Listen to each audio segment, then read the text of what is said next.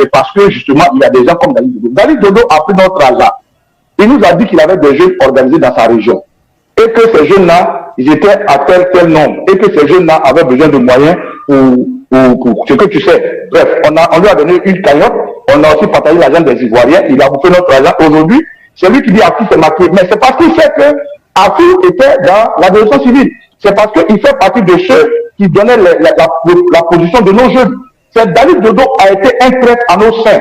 Dali Dodo a fait partie de ceux-là qui ont permis que Ouattara déjoue un peu nos plans. Mais aujourd'hui, c'est tout ça. C'est à cause de tout ça que nous avons décidé nous-mêmes d'être un petit noyau, d'agir directement et de protéger les leaders qui se battent sur le territoire. Il y a des jeunes qui sont venus vers moi, qui ont dit, dans leur localité, ils veulent s'organiser.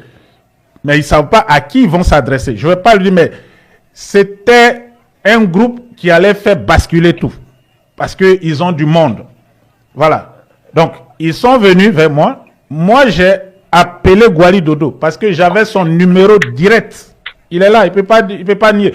Je souhaite que quand il va regarder cette vidéo-là, il fasse une déclaration pour dire que Isaac Kofi, là, c'est un menteur. Je souhaite qu'il dise ça. Donc, je lui envoie les jeunes. Quelque temps après, les jeunes m'appellent. Ils me disent qu'il ne les a pas encore appelés. Et vous savez quoi? Ahmed Bakayoko, il a été informé. Bon, c'est là que j'aurais dû quand même avoir pensé. Ahmed Bakayoko a été informé qu'il y a les jeunes qui cherchaient à rencontrer le président Bédié. C'est une coalition très forte qui cherchait à rencontrer le président Bédié. Et moi, je n'ai pas le contact du président Bédié, encore de quelqu'un proche de lui. Donc, c'est Gwali Dodo, je l'envoie. Je lui envoie les jeunes, j'envoie les jeunes vers lui. Et lui, en lieu et place d'organiser cette rencontre, il informe le RDR. C'est après, c'est des années, c'est maintenant que je comprends. Puisque Ahmed Bakayoko va donner 10 millions à ces jeunes. Voilà, c'était les étudiants qui ont voulu paralyser tout le pays. Je vous le jure, ça allait être une affaire de une journée. La désobéissance était terminée. Parce que déjà, on était à la rentrée. Donc, en lieu et place de parler avec le président Bédié, c'est plutôt Ahmed Bakayoko qui les reçoit. Donc, les jeunes étaient revenus. J'ai dit, je vais rappeler le tonton, attendez. Donc, je l'appelle.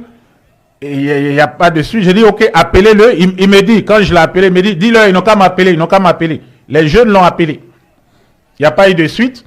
Sûrement qu'ils nous ont pris pour des plaisantins. Ils ne sont plus venus vers moi. De toute façon, ils sont allés prendre l'argent avec Ahmed Bakayoko. Et je n'ai plus entendu parler d'eux. Lui, il était le porte-parole du PDCI. Donc, le porte-parole du président Bédié. Vous imaginez que toutes les communications, ça passait par lui, au domicile du président Henri Konan Bédié. Et il y a une deuxième chose. Afin Guessan était le porte-parole du CNT. Ça veut dire de la désobéissance, c'est Afi qui était le porte-parole. Donc, Afin Guessan travaillait avec Gwali Dodo, qui était le porte-parole du PDCI. Pendant la désobéissance civile, ou bien, à partir je crois que c'était le 3-4 novembre, quand la résidence du président a été encerclée, Gwali Dodo a fui. Il est revenu après, très longtemps après, selon ce que j'ai appris, le président Bédié l'a chassé. Il est venu au domicile du président Bédié, on l'a chassé. Tu étais un grand frère, moi je t'ai respecté, il faut rester dans ça. Parce que si tu commences, ça va te dépasser. Parce que je te jure que RDL, ils vont te chasser. C'est moi qui te dis ça.